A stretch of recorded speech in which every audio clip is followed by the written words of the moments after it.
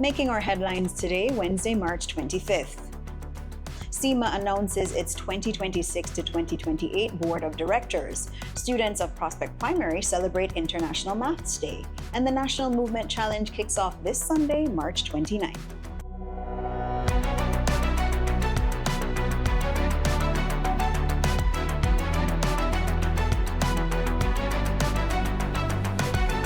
Good evening and welcome to CIGtv News, your official source for the latest and most accurate government information. I'm Levita Thompson.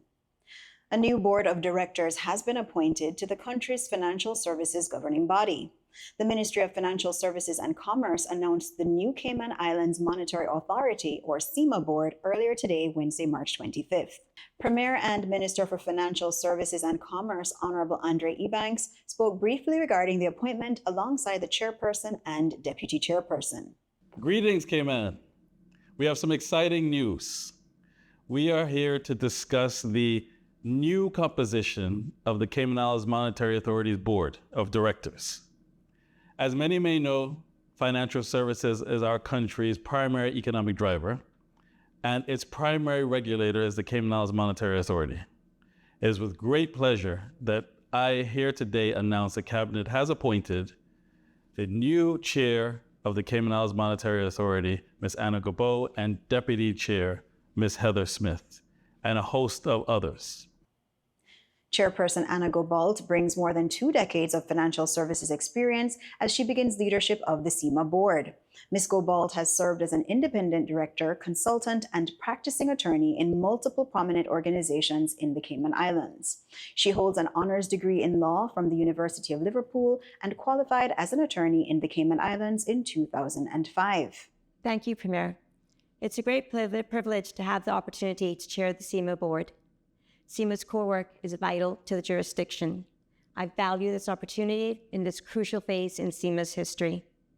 As we chart our way as a global financial center, and we continue to support innovation and competition through our own leading financial regulatory standards.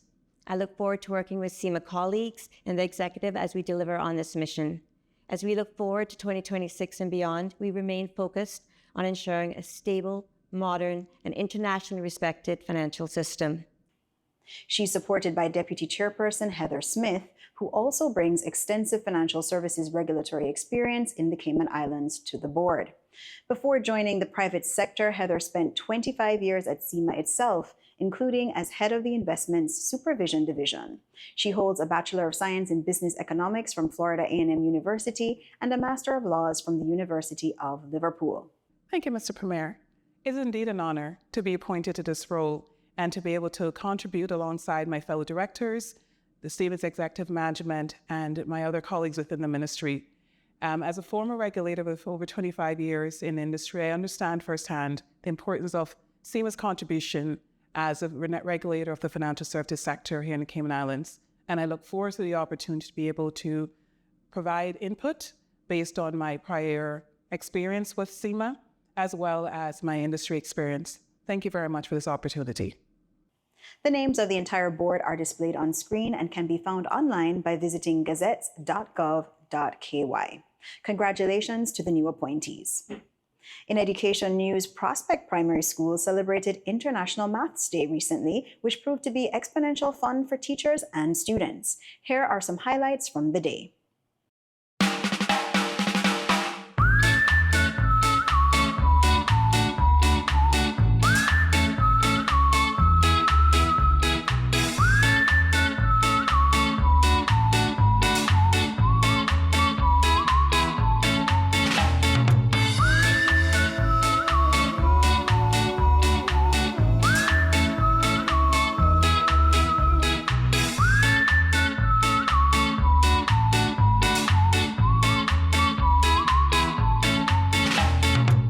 My name is Fabian Sterling.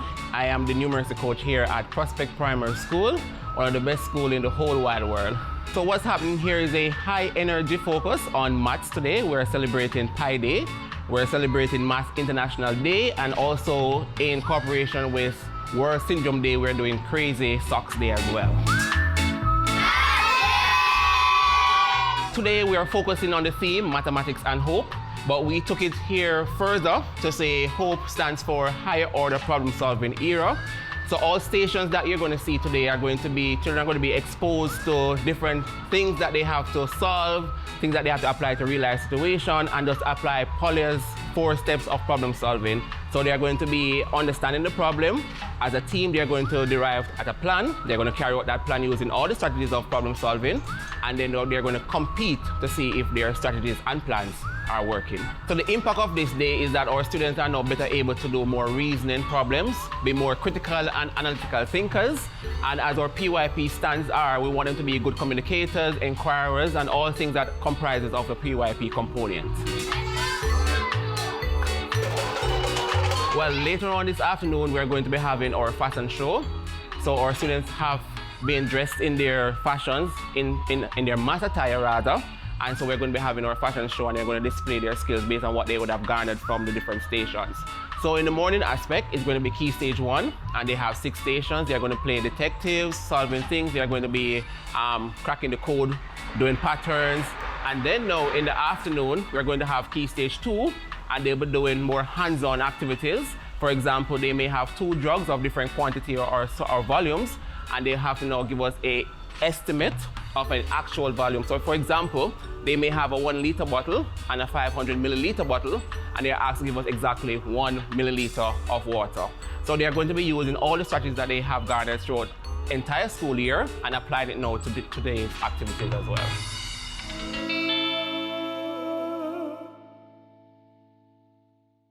Now for today's sports news.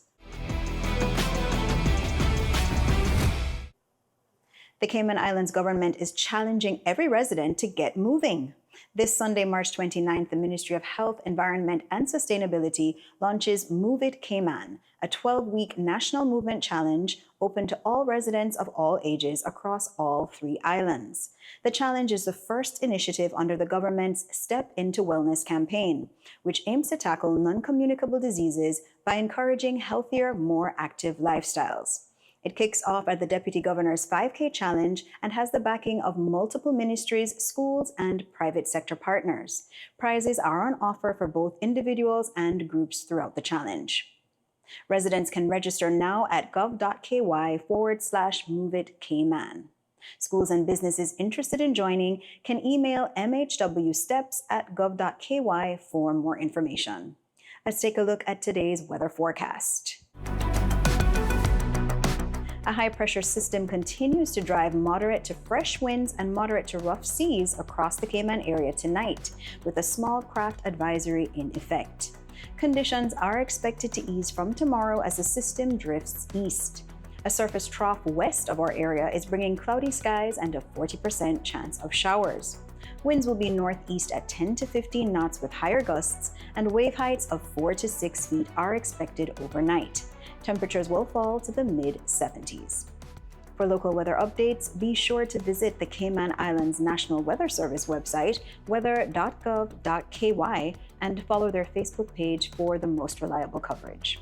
If you're watching us on the CIG YouTube channel, don't forget to like, share, and subscribe to stay informed with the facts straight from the source. That's all for today's news brief. I'm Levita Thompson. Have a wonderful evening, and we'll see you again tomorrow.